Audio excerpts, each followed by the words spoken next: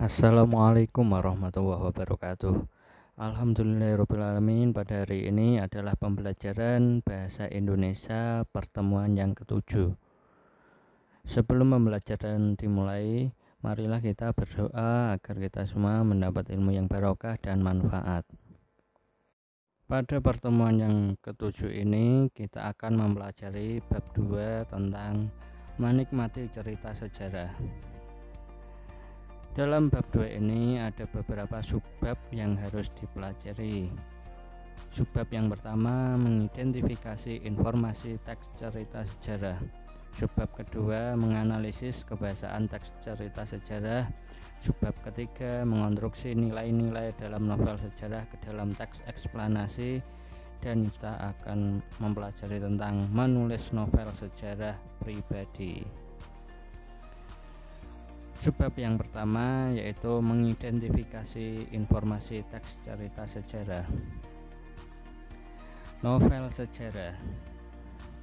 Novel sejarah adalah novel yang di dalamnya menjelaskan dan menceritakan tentang fakta kejadian masa lalu yang menjadi asal mula atau latar belakang terjadinya sesuatu yang memiliki nilai sejarah. Jadi fakta-fakta sejarah sebagai latar untuk mengisahkan tokoh-tokoh fiksinya yang bertujuan mengisahkan kembali seorang tokoh sejarah dalam berbagai dimensi kehidupannya, seperti emosi pribadi tokoh, tragedi yang menimpa, kehidupan keluarga dan masyarakat, serta pandangan politiknya. Adapun contoh novel sejarah yang pertama adalah novel Roro Mendut versi Mangun Wijaya dan Ayip Rosidi. Contoh novel sejarah yang kedua yaitu novel Bumi Manusia Anak Segala Bangsa karya Pramudia Anantatur. Selanjutnya, kategori novel sejarah. Novel sejarah termasuk atau tergolong ke dalam kategori rekon atau novel ulang. Dalam rekon tersendiri dibagi menjadi 3. Yang pertama, rekon pribadi, rekon faktual, dan rekon imajinatif. Ya, kira-kira novel sejarah termasuk ke dalam rekon yang mana ya? Selanjutnya kita akan membahas tentang jenis-jenis rekon. Yang pertama, rekon pribadi. Rekon pribadi yaitu novel yang memuat kejadian dan penulisnya terlibat secara langsung. Jadi penulis terlibat secara langsung, itu namanya rekon pribadi. Yang kedua, rekon faktual, yaitu novel yang memuat kejadian faktual atau bersifat informatif. Seperti contoh eksperimen ilmiah, laporan kepolisian dan sebagainya. Itu yang dimaksud rekon faktual. Yang ketiga yaitu rekon imajinatif. Rekon imajinatif yaitu novel yang memuat kisah faktual yang dihayalkan dan diceritakan secara lebih terperinci.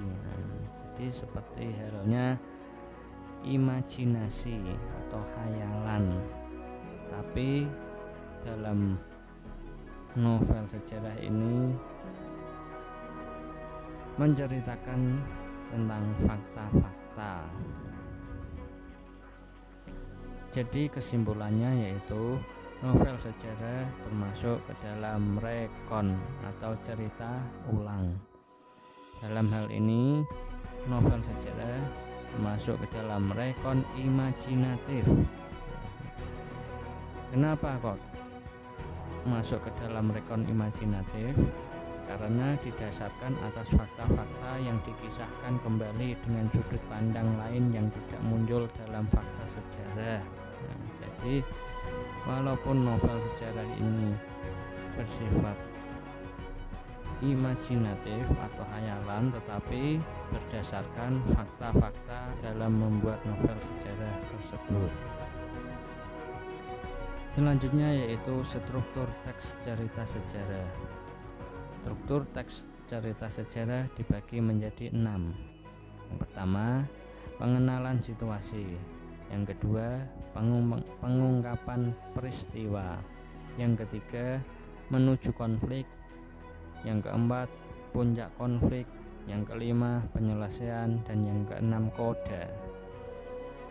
Yang pertama, pengenalan situasi, yaitu pengenalan setting cerita seperti halnya waktu, tempat, peristiwa, pengenalan tokoh dan hubungan antar tokoh. Nah, ini termasuk ke dalam pengenalan situasi. Jadi ada waktu, tempat, peristiwa, pengenalan tokoh dan hubungan antar tokoh. Yang kedua, pengungkapan peristiwa, yaitu peristiwa awal yang menimbulkan berbagai masalah, pertentangan ataupun kesukaan tokohnya. Yang ketiga, menuju konflik, itu terjadi peningkatan perhatian, kegembiraan, kehebohan atau keterlibatan berbagai situasi yang menyebabkan bertambahnya kesulitan tokoh. Itu yang dimaksud menuju konflik. Dan yang keempat, puncak konflik, yaitu bagian paling penting atau klimaks cerita yang menentukan perubahan nasib beberapa tokohnya. Ini namanya puncak konflik. Yang kelima, penyelesaian, yaitu bagian akhir cerita yang merupakan akhir dari kondisi ataupun nasib akhir yang dialami tokoh utama. Tokoh utama tersebut biasanya mencapai kesuksesan dan lain sebagainya.